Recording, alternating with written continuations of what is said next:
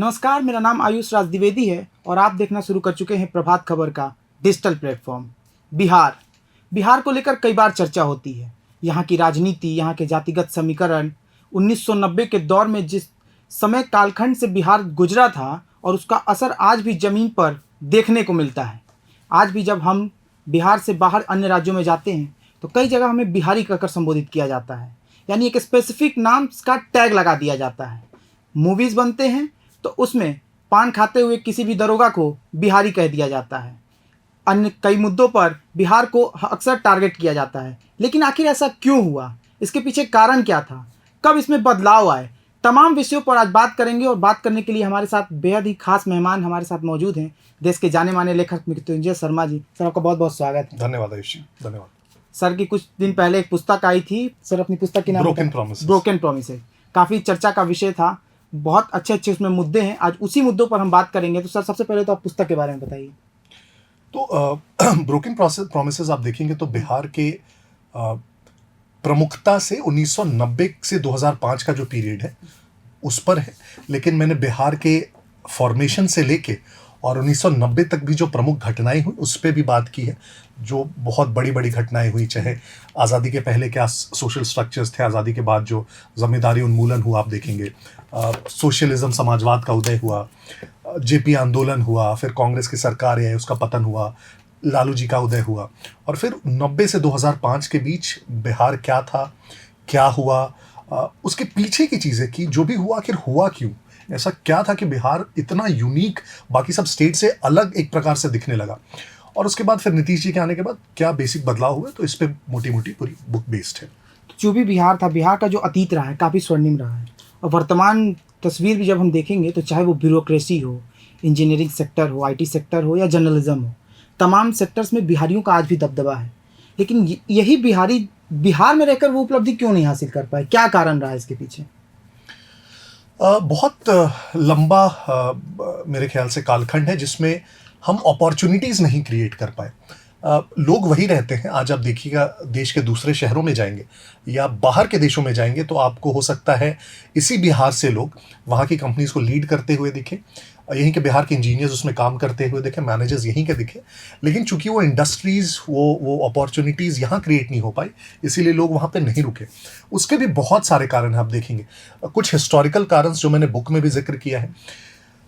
आप देखेंगे कि जैसे आज हम भारत की बात करते हैं, हम कहते हैं कि भारत एक सोने की चिड़िया थी, उसी प्रकार से हम बिहार के बारे में भी कहते हैं। और जो कह रहे हैं आप स्वर्णिम इतिहास, किसी भी फील्ड में आप मोटा मोटी देखेंगे तो बिहार का जो इतिहास रहा है वो शायद सबसे स्वर्णिम रहा होगा उस युग में।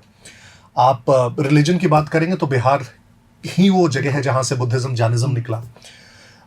आप साइंसेस की बात करेंगे तो मैथमेटिक्स में आर्यभट्ट यहीं से निकले। आप मेडिसिन की बात करेंगे, आप सबसे पहला जो रिपब्लिक स्टेट की बात करेंगे तो वैशाली की बात करेंगे। सबसे पहला एक यूनिफाइड पूरा साम्राज्य जो भारत के क्षेत्र में आप बात करेंगे तो मगध साम्राज्य की आप बात करेंगे, पाटलिपुत्रा की आप बात करेंगे एक विकसित शहर के तौर पर। लेकिन जब अंग्रेज है उसके बाद क्या हुआ आप देखेंगे, एक थोड़ा सा डिवीजन जो हुआ नॉर्दर्न और साउदर्न स्टेट्स में, और वो था जो हम टैक्स सिस्टम, जो रेवेन्यू सिस्टम लगाए उसमें। तो आप देखेंगे कि अंग्रेजों के समय मोटा मोटी 3 प्रकार के टैक्स सिस्टम्स हुए, एक परमानेंट सेटलमेंट, एक रैयतवारी, एक महलवारी। परमानेंट सेटलमेंट के अंदर क्या था कि किसी भी प्रकार का कोई भी आपका प्रोडक्शन हो, अंग्रेज को जो आपको लगान देना होगा वो फिक्स है। तो अंग्रेज को इससे कोई मतलब नहीं था कि उस लैंड की प्रोडक्टिविटी बढ़े, क्योंकि उसे पता था कि मुझे तो इतना ही रेवेन्यू मिलना है। तो परमानेंट सेटलमेंट क्या था, वो नॉर्दर्न स्टेट्स में ज़्यादा लागू हुआ, जो उस समय बंगाल था, इनफैक्ट लार्जर बंगाल, बिहार, उड़ीसा सब उसी में आते थे। तो इस रीजन में, आप बंगाल के रीजन में, सेंट्रल प्रोविंसेस में आप देखेंगे परमानेंट सेटलमेंट था। लगान उतना ही देना था, तो कोई इन्वेस्टमेंट नहीं हुआ जो होना चाहिए था लैंड की प्रोडक्टिविटी बढ़ाने में, वहाँ के लोगों के एजुकेशन को ठीक करने में, हेल्थ को ठीक करने में। लेकिन सदर्न स्टेट्स में क्या हुआ, वहाँ पे रैयतवारी सिस्टम थी। रैयतवारी में क्या था कि जो अंग्रेजों का लगान था वो लैंड की प्रोडक्टिविटी से लिंक था। तो अगर लैंड से ज़्यादा फसल उगेगी तो अंग्रेजों को ज़्यादा लगान मिलेगा। तो अंग्रेजों को लगा कि प्रोडक्टिविटी में हमें खर्चा करना चाहिए, तो लैंड प्रोडक्टिविटी में इम्प्लीमेंटेशन, ये पैसे लगे, वहाँ के हेल्थ में, एजुकेशन में पैसे लगे। तो एक प्रकार से ये डिफरेंस क्रिएट होना उसी समय शुरू हो गया, और वो फिर चलता है आप देखेंगे आज़ादी के बाद भी। आज़ादी के बाद एक सबसे बड़ी पॉलिसी जो हमारी पहली नेहरू जी की गवर्नमेंट थी वो लेके आई, और वो थी फ्रेट इक्वलाइजेशन की पॉलिसी। कहा गया कि पूरे देश में बराबर इंडस्ट्रियलाइजेशन, औद्योगिकरण होना चाहिए और इसके लिए जो भी मिनरल्स इंडस्ट्रियलाइजेशन में लगते हैं उसको समान दाम पे हम हर जगह उपलब्ध कराएंगे। तो कोयला झारखंड से निकले तो झारखंड में भी वही प्राइस पे मिल जाएगा, गुजरात में भी और तमिलनाडु में भी। सब जगह। आयरन और निकले तो स्टील वही प्राइस में यहाँ भी मिलेगा, महाराष्ट्र में भी, तेलंगाना में भी। तो जितने भी इंडस्ट्रियलिस्ट थे उनके पास इन खनिज प्रधान क्षेत्रों में, झारखंड, उड़ीसा, छत्तीसगढ़ में इंडस्ट्रीज लगाने का कोई इंसेंटिव नहीं बचा। उन्होंने कहा जब हमें उसी प्राइस में मिनरल्स मिल रहे हैं बाकी जगहों पे, तो हम पोर्ट्स पे लगाएंगे ना, या वहां पे लगाएंगे जहां कंजम्पशन ज्यादा है। तो आप देखेंगे गुजरात में, मुंबई में, तमिलनाडु में बहुत ज्यादा इंडस्ट्रीज लगे और ये पॉलिसी चलती रही 1992 तक। 40 सालों तक इस पॉलिसी के चलने से क्या हुआ, जो इंडस्ट्रीज लगने थे करीब करीब मोटे मोटे, वो एकदम सेंटर्स उसके डिफाइन हो गए करीब। और एक बार अगर कोई इंडस्ट्रियल सेंटर के तौर पर डिफाइन हो जाता है तो आप देखेंगे कि नए इंडस्ट्रीज भी वहीं लगेंगे, क्योंकि वहां पे एक इकोसिस्टम बन जाता है। वहां पे बिजली अच्छी उपलब्ध होगी, पानी उपलब्ध होगी, लेबर उपलब्ध होगा, टेक्नोलॉजी उपलब्ध होगी, उसके एंसिलरी इंडस्ट्रीज उपलब्ध होंगे। तो आप देखिए जैसे मनेसर में एक मारुति का प्लांट लगा तो उसके आसपास आप कम से कम देखेंगे 200 छोटे छोटे एंसिलरी प्लांट्स हैं। जो मारुति का कोई एक हैंडल बना रहा है, कोई एक चक्का का एक नट बना रहा है, कोई एकदम छोटी सी सीट का इंडस्ट्री डेवलप हो गया, पूरा डेवलप हो गया। तो एक बार अब उसको पॉलिसी को अब स्क्रैप भी कर दिया आपने, फिर भी इंडस्ट्रियल जोन्स डिफाइन हो चुके हैं। तो नया कोई मेहनत करके इंडस्ट्रियलिस्ट नहीं आएगा कहने की चलो अब हम हजारीबाग में एक नया इंडस्ट्रियल पार्क डेवलप करेंगे। उसका कोई इंसेंटिव नहीं, उसको तो प्रॉफिट से मतलब है ना, बना बनाया मिल रहा है वहाँ पे। तो उसी समय हम इंडस्ट्रियलाइजेशन का रेस भी हार गए और झारखंड बिहार का ही पार्ट था। तीसरा और सबसे बड़ा जो मुझे लगता है झटका लगा इस प्रदेश को, वो था 1990 से 2005 का पीरियड। 1990 तक हम ऑलरेडी पिछड़ चुके थे इन कारणों से। आप देखें जो हमारी पर कैपिटा इनकम थी वो देश के पर कैपिटा इनकम से आधी थी 1990 में, बिहार की। लेकिन अब फिर सबको लगने लगा कि अब इससे बुरा क्या हो सकता है, 1990 में ऑलरेडी इतनी बुरे हैं, लेकिन 2005 आते आते हम 1/3 हो गए। बड़ा झटका था ये तो इन 15 सालों में आप देखेंगे जो औद्योगिक दर थी, आपको ध्यान होगा 1991 में लिबरलाइजेशन हुआ और लिबरलाइजेशन के बाद बहुत सारे सदर्न स्टेट्स आप देखेंगे, जितने भी ये सब आज का बैंगलोर देख लीजिए आप, तेलंगाना देख लीजिए, हैदराबाद देख लीजिए। लिबरलाइजेशन के बाद एक प्रकार से इंडस्ट्रीज आने लगी बहुत सारे, खास करके सर्विसेज सेक्टर में। तो जब ये सारे सेक्टर्स और ये सारे स्टेट्स ग्रो कर रहे थे और बढ़ रहे थे, उसी लिबरलाइजेशन के आफ्टर मैथ में आप देखेंगे कि बिहार पूरे 15 सालों तक 1% की जीडीपी ग्रोथ रेट से बढ़ रहा था। तो इसका कारण क्या था सर? इसका कारण सबसे बड़ा यही था कि जो सरकार थी उसने बहुत क्लियरली कह दिया था कि हमें विकास नहीं सम्मान चाहिए। तो लालू जी खुद कहते थे, उनका स्टेटमेंट था कि हमें विकास नहीं चाहिए, हमें सम्मान चाहिए। तो सामाजिक न्याय की बात होने लगी। मैं ये नहीं कहता कि सामाजिक न्याय गलत है, लेकिन जब आप कहते हैं कि सिर्फ सामाजिक न्याय चाहिए, विकास नहीं चाहिए, तो आप एसेंशियली क्या कर रहे हैं कि आप कह रहे हैं कि मेरे पास 10 रोटियां हैं, मैं इसी का फैसला करते रह जाऊंगा कि ये 10 रोटियां कैसे बटेंगी।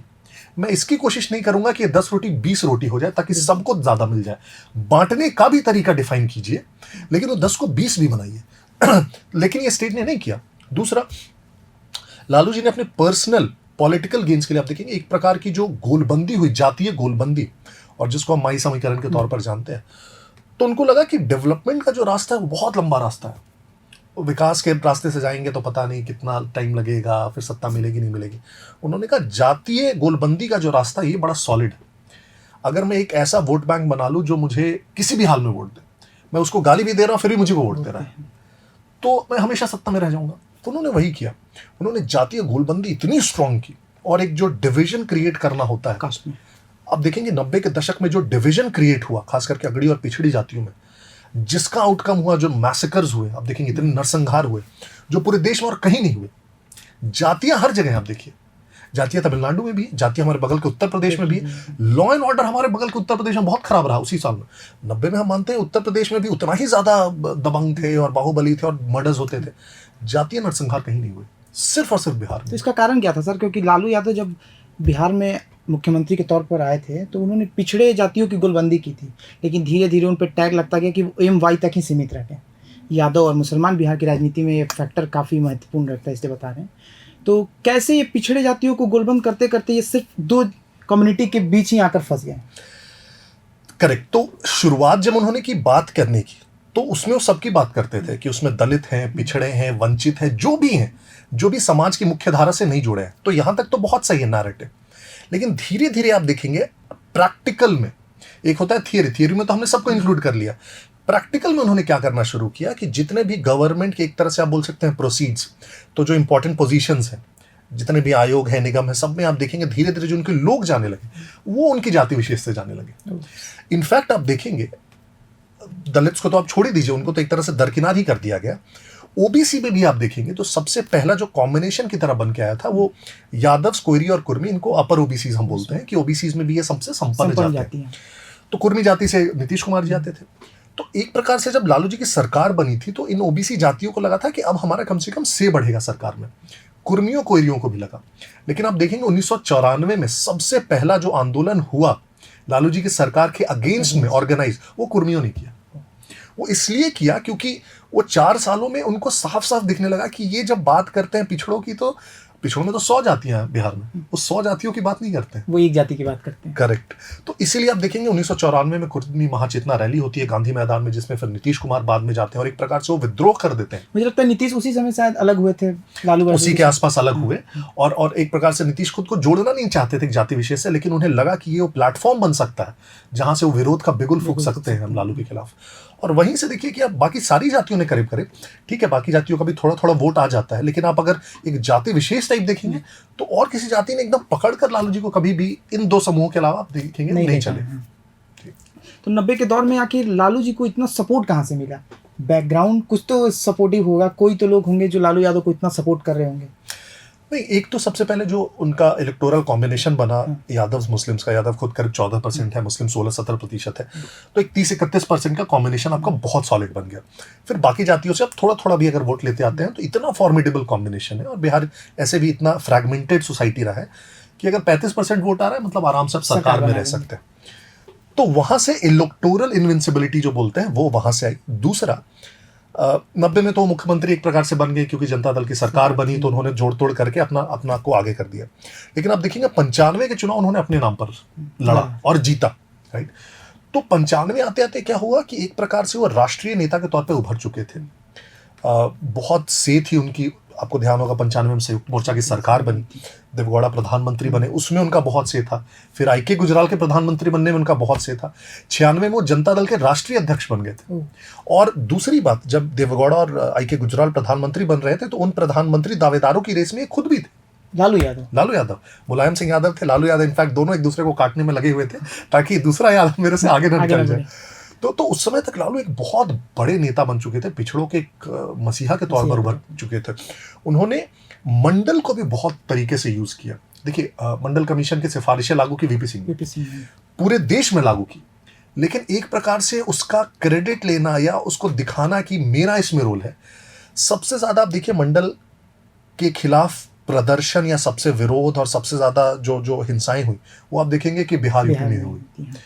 तो उसमें भी इनका बहुत बड़ा रोल था कि एक प्रकार से वो आगे आके बार बार बोलना कि अब हमारा हक है। और उनके बहुत सारे ऐसे नारे थे कि कुर्ते के ऊपर गंजी पहनने का समय आ गया है, ऊंची जातियों से ऊंची मकानें बनाओ। तो एक प्रकार से वो डिवाइड तो ऑलरेडी एग्जिस्ट करता ही है जातियों के बीच, लेकिन आप जितना इस प्रकार के भाषण देंगे। अब उसमें क्या हुआ, जब मंडल कमीशन आया तो अगड़ी जातियों ने विरोध किया, तो इन्होंने दूसरी तरफ से सबको कहा कि तुम भी विरोध करो, तो फाड़ और होती है। और एक प्रकार से ये धीरे धीरे कहते कहते पिछड़ों के नेता बने। और 96 आते हैं तो मुझे लगता है कि बहुत बड़े नेता के तौर पर लालू ऑलरेडी उभर चुके थे राष्ट्रीय पूरे सीन पे। तो 90 के बाद जो एक सबसे बड़ा मुद्दा आया था वो जब पलायन का आया था। बिहार से लाखों की संख्या में लोग पलायन करने लगे, अलग अलग राज्यों में जाने लगे। तो उसका सबसे बड़ा कारण माना जा रहा था लॉ एंड ऑर्डर को।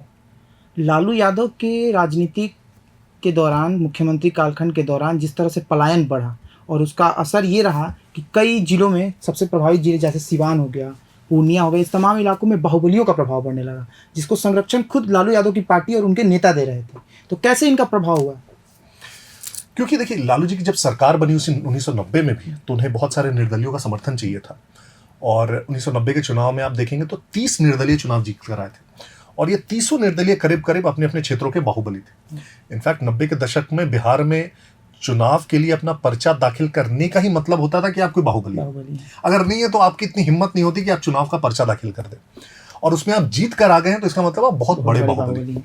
तो इनमें से एक बाहुबली के बहुत बड़े सेगमेंट ने लालू जी की सरकार को समर्थन दिया। कहा जाता है उसमें एक व्यक्ति जो गोलबंद करने वाले थे निर्दलियों को, उसमें पप्पू यादव का नाम आता है, शहाबुद्दीन का नाम आता है। तो इन लोगों के समर्थन से वो सरकार चली। दूसरा, लालू जी जैसे मैंने कहा कि 1-2 वर्षों के बाद वो डेवलपमेंट और विकास के रास्ते से अलग हटके सामाजिक न्याय पे आ गए थे। तो उनका कहना था कि यार मैं बहुत ज़्यादा इसमें नहीं पढ़ूंगा कि लॉ एंड ऑर्डर अब सेंट्रलाइज देखने के बजाय एक तरह से उन्होंने क्षेत्र बांट दिए इन बाहुबलियों के बीच। उन्हें कह दिया कि भाई सिवान में कुछ भी होगा चंपारण बेल्ट में तो शाहबुद्दीन देखेंगे, है ना, कोसी सीमांचल में कुछ होगा तो पप्पू यादव देखेंगे। तो इससे क्या होता था कि इनको बहुत ज़्यादा दिक्कत भी नहीं होती थी कि तुम संभाल लो यार, मुझे मेरे तक बात ही नहीं आनी चाहिए, तो इतना कॉम्प्लिकेशन मुझे नहीं चाहिए लॉ एंड ऑर्डर का कि FIR हो रहा है, ये हो रहा है, वो हो रहा है। तो एक तरह से वो एरिया सबके बढ़ गए थे। अब एरिया के सरकार यही लोग थे। आप कितने सारे इंस्टेंसेस देखेंगे और ये ऑन रिकॉर्ड आप देखेंगे, बहुत सारे लोगों जो उस जमाने में जिए हैं, DMSP की हिम्मत नहीं होती थी कि शाहबुद्दीन से पूछे बिना कुछ कर दे, या DMSP की हिम्मत नहीं होती कि पप्पू यादव के कहे बिना कुछ कह दे। तो DMSP ठीक है ऑफिशियल स्ट्रक्चर्स में होते थे, लेकिन वो एक प्रकार से वो आदमी होते थे जो भी ये बाहुबली होते थे। आप देख लीजिए सिवान में जिस प्रकार की हत्याएं हुई, आप 1994 में आपको ध्यान ही होगा, 1994 में गोपालगंज के DM की पीट कर हत्या कर दी जाती है भीड़ के द्वारा, जिसमें बाद में आनंद मोहन को भी इनफैक्ट कन्विक्ट किया जाता है, वो जेल जाते हैं। तो जिस राज्य में DM की भीड़ के द्वारा पीट कर हत्या कर दी जाए, तो उसमें सरकारी स्ट्रक्चर्स क्या करेगा, ब्यूरोक्रेसी उसमें सोचिए अब कितना डरा हुआ रहता होगा। ये भी हम लोग सुनते थे कि लालू यादव के सरकार के दौरान ब्यूरोक्रेट्स जो थे वो उनके इर्द गिर्द खड़े रहते थे और लालू यादव के आदेश पर जो कहते थे वो करते थे वहाँ पे। बहुत सारे ऐसे फोटोज हैं जो उस समय के न्यूज़पेपर्स में आए हैं, जिसमें लालू यादव अपने घर के लॉन में बैठे हुए हैं अपनी कुर्सी पे और सामने टेबल पे पाँव चढ़ा के बैठे हुए हैं और ब्यूरोक्रेट सामने से लाइन लगा के खड़े हुए हैं। ब्यूरोक्रेट्स की हिम्मत नहीं होती थी कि उनके सामने बैठ जाए, और एक ब्यूरोक्रेट बगल में होता था जो उनके पीकदान उठाता था। जब उनको पान थूकना होता था वो पीकदान उठाने के लिए ब्यूरोक्रेट होता था। पीकदान ब्यूरोक्रेट्स उठाते थे। बिल्कुल, कितने फोटोज आए हैं जिसमें ब्यूरोक्रेट्स उनको जूता पहना रहे हैं बैठ के नीचे। तो इस दौरान ब्यूरोक्रेट्स भी पलायन कर रहे होंगे, वो भी नहीं चाहते होंगे कि बिहार में उनको मिले। बिल्कुल, इनफैक्ट एक डेटा है 1992 में करीब 380 जो ब्यूरोक्रेट्स बिहार में पोस्टेड थे सेंट्रल लेवल ऑफिसर्स, उसमें करीब 60% ने सेंट्रल डिप्यूटेशन के लिए रिक्वेस्ट डाल दी थी। क्योंकि अब उसमें से जो ब्यूरोक्रेट्स वैसे थे जो लालू जी के आदमी बन गए, उनके साथ हो लिए, उनके लिए तो ठीक था, लेकिन बहुत सारे ब्यूरोक्रेट्स ऐसे भी थे जो इस लेवल तक वो नहीं गिर सकते, आत्मसम्मान से इतना समझौता नहीं कर सकते। 60% ब्यूरोक्रेट्स ने सेंट्रल डिप्यूटेशन के लिए रिक्वेस्ट डाल दी। शाहबुद्दीन पे आते हैं हम, क्योंकि सिवान में उनका काफ़ी प्रभाव था और RJD के बड़े अल्पसंख्यक नेता भी थे, एक बड़ा वोट बैंक था। कहा जाता है कि उस दौरान जब वो सांसद थे तो कुछ हथियारों के स्मगलिंग को लेकर भी उन पर कुछ मुकदमे दर्ज हुए थे और उसका कनेक्शन पाकिस्तान से भी था उस पर। बिल्कुल, तो शाहबुद्दीन का तो बहुत सारे हत्याओं के, चाहे वो चंदा बाबू के बेटों के हत्या का इतना चर्चित मामला था, चंद्रशेखर की हत्या का जो JNU के छात्र नेता थे उनकी हत्या का, बहुत सारे उन पर तो इल्ज़ाम है। 2005 में तो इनफैक्ट जब ये हत्याएं हुई उसके बाद एक घटना हुई जिसमें वहाँ के एक लोकल पुलिस ऑफिसर थे और एक मर्डर केस में एक पप्पू नामक व्यक्ति को ढूंढते हुए शाहबुद्दीन के घर तक जाते हैं, क्योंकि उन्हें लीड मिलता है कि पप्पू शाहबुद्दीन के घर पे ही छुपे हुए। और जब वहाँ पे पहुँचते हैं तो शाहबुद्दीन उस पुलिस ऑफिसर को झापड़ मार देते हैं, एक पुलिस ऑफिसर को झापड़ मार देते हैं। और फिर वो पुलिस ऑफिसर फ़ोन करते हैं थानों पे अपने और इन्फोर्समेंट मंगाते हैं, और फिर दोनों तरफ से गोलीबारी होती है और उस गोलीबारी में पुलिस वाले भी मारे जाते हैं, उनकी जीपों में आग लगा दी जाती है। शाहबुद्दीन छुप के फरार हो जाते हैं, काफ़ी दिन तक गायब रहते हैं। उनके घर पे फिर रेड होता है और रेड में उसके बाद जो फाइनल सुप्रीम कोर्ट में एफिडेविट दाखिल होती है और बाद में जो DGP एक होते हैं DP ओझा, उनकी एक रिपोर्ट फॉर्मल दाखिल होती है। उसमें बताया जाता है कि शाहबुद्दीन के घर से जो एम्यूनिशंस निकले उसमें नाइट विजन गॉगल्स थे जो आप सेना रात में अटैक करने के लिए यूज़ करती है, जो लेज़र गाइडेड गन्स थे, AK-47 वगैरह तो खैर बहुत ही कॉमन थे, और कुछ गन्स पे पाकिस्तान ऑर्डिनेंस फैक्ट्री के मार्कर्स थे, वो पाकिस्तान ऑर्डिनेंस फैक्ट्री के वो गन्स थे। और ये फॉर्मल रिपोर्ट है जो DP ओझा ने दी, और फिर सुप्रीम कोर्ट ने इस पर कमेंट किया। सुप्रीम कोर्ट का ऑफिशियल वक्तव्य है कि एक आम सांसद होते हुए आपके पास ऐसे गन्स कैसे हो सकते हैं जिसे रखना भारत में सिर्फ और सिर्फ सेना अधिकृत है उसको रखने के लिए, आम लोगों के लिए वो है ही नहीं, तो आपके पास आए कैसे ये? तो ये सुप्रीम कोर्ट का स्टेटमेंट है। तो आप इसी से समझ सकते हैं कि उस व्यक्ति का क्या टेरर रहा होगा, क्या प्रभाव रहा होगा उस सिवान में। आप उसमें किसी भी व्यक्ति से बात करें, सिवान के जितने दुकानदार होते थे उनसे हफ्ता एक तय होता था, और दुकानों में शाहबुद्दीन की तस्वीर लगी होती थी, हर दुकान में, क्योंकि उन्हें दिखाना होता था कि भाई हम आपके आदमी हैं तो हमें नुकसान ना पहुंचाया जाए। किसी की हिम्मत नहीं होती थी सिवान में कि किसी और पार्टी का झंडा किसी के घर पे लग जाए। और पहली बार जब ओम प्रकाश यादव वहां से चुनाव लड़के जीते, इनफैक्ट आपको ध्यान होगा चुनाव लड़ने के कारण उनके घर पे गोलियां बरसाई गई और वो बाल बाल बच गए, फिर उनको पुलिस प्रोटेक्शन देना कंडीशन पड़ा। रहा होगा उस समय। कोई सिर्फ चुनाव लड़ जाए उनके अगेंस्ट, ये बहुत बड़ी बात होती थी। तो लालू यादव के 1990 से लेकर 2005 तक में कई नरसंहार भी हुए थे। उसमें लक्ष्मणपुर बाथे नरसंहार हो, चिनारी नरसंहार हो, कई नरसंहार थे। तो सरकार ने उस पर ध्यान क्यों नहीं दिया? इस तरह मीडिया में खबरें चल रही होंगी लेकिन ना सरकार का हस्तक्षेप रहा, सेंट्रल लेवल पे भी कोई उस तरह की ध्यान नहीं दिया गया।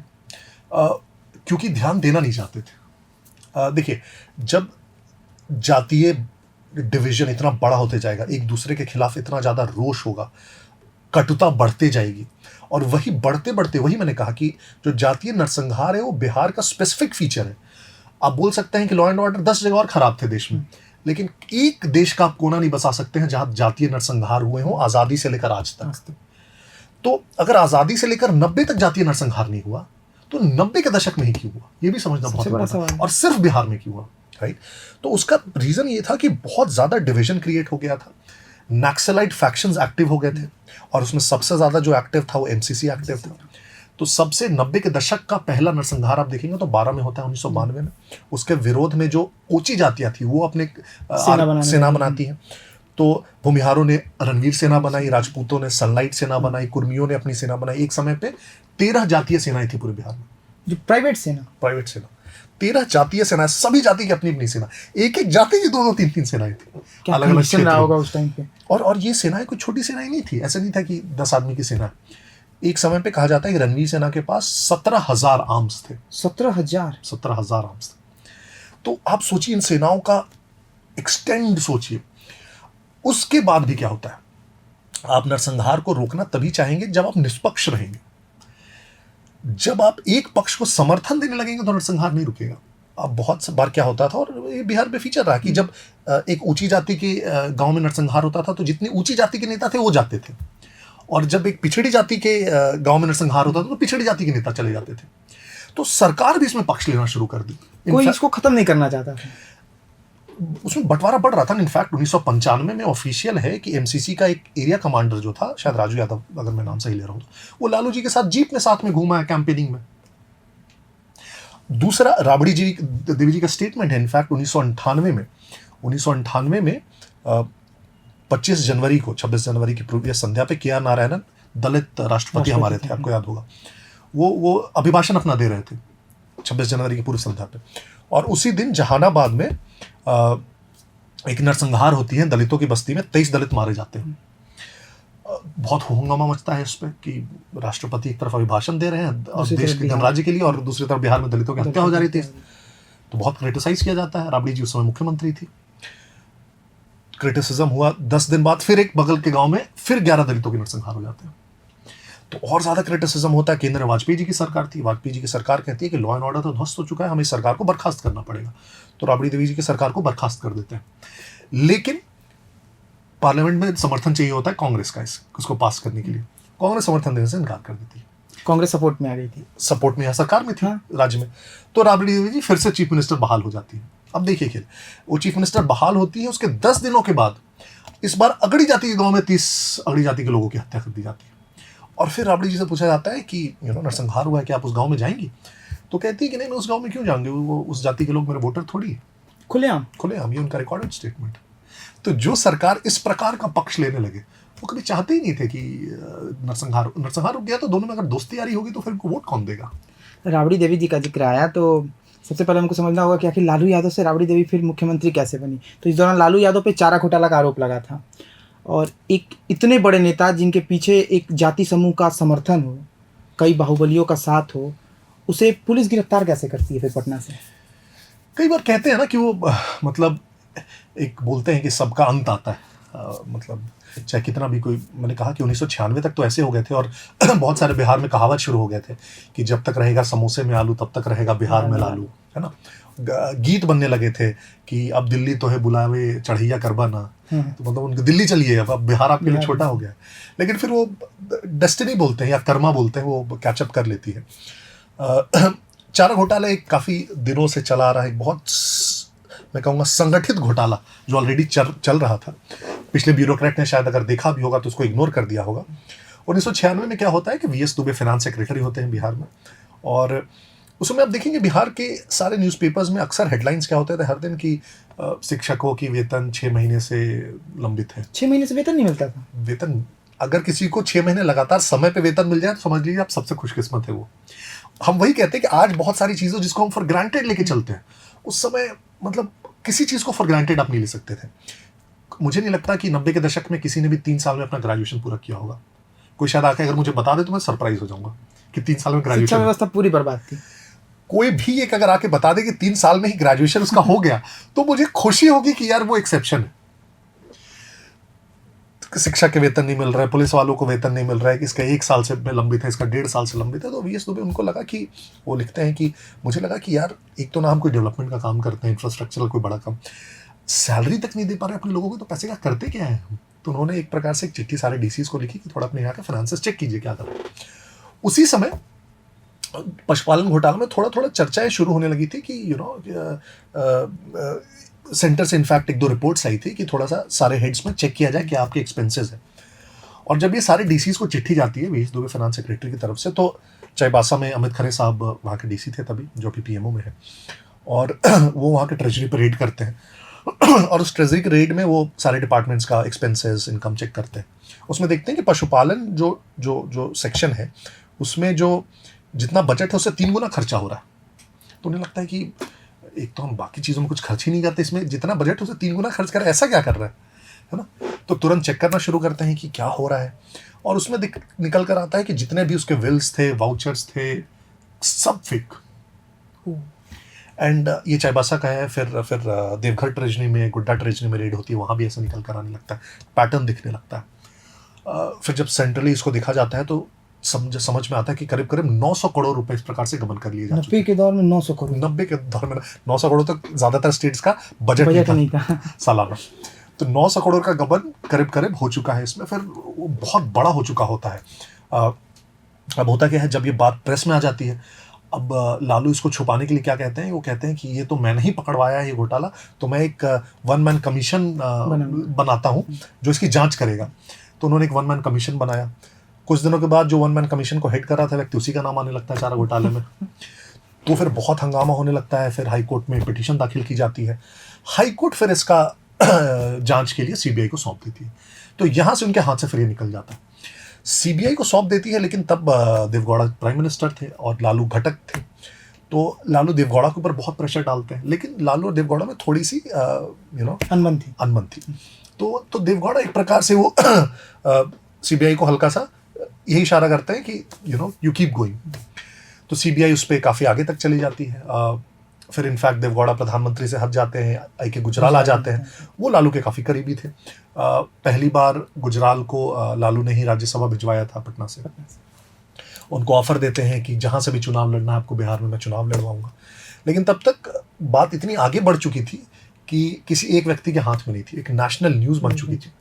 और सीबीआई के जो डायरेक्टर थे योगेंद्र जी, वो फिर लिखते हैं इनफैक्ट कि किस प्रकार से पीएम ऑफिस से उनको कॉल आया, पीएम ने उनको बोला कि गो स्लो ऑन दिस, और वो कहते हैं कि मुझे आप राइटिंग में दीजिए अगर ऐसा है तो, क्योंकि ये हाईकोर्ट और मेरे बीच का मामला है, इसमें पीएमओ के इन्वॉल्व होने का कुछ है नहीं।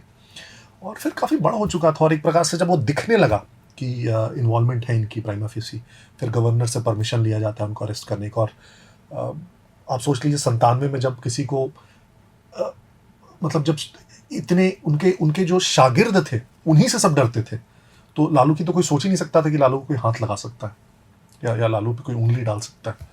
और किस प्रकार से पूरे पटना को एक तरह से छावनी में तब्दील करना पड़ा लालू को गिरफ्तार करने के लिए। और वो अपने आप में बहुत बड़ा एक आधे लोगों को यकीन ही नहीं हुआ कि लालू गिरफ्तार हो सकते हैं उस दौर में। तो था। एक और जिक्र होता है राबड़ी देवी की सरकार के दौरान कि सुभाष यादव और साधु यादव का जो प्रभाव था, जिस तरह से पटना में खुलेआम गुंडागर्दी होती थी, किसी की मजाल नहीं था कि वो बोल सकता था। तो उस दौरान क्या कुछ था जिसे हमारे बहुत सारे आज की युवा पीढ़ी जो नहीं जानते होंगे 90 के दौर में। तो उन दोनों को S2 कहा जाता था, S2, साधु यादव और सुभाष यादव। SS। और लालू जी के समय तो उनकी चलती थी, खासकर जब राबड़ी जी मुख्यमंत्री बनी तो एक प्रकार से कहा जाने लगा कि साले साहब की सरकार है, पूरी सरकार।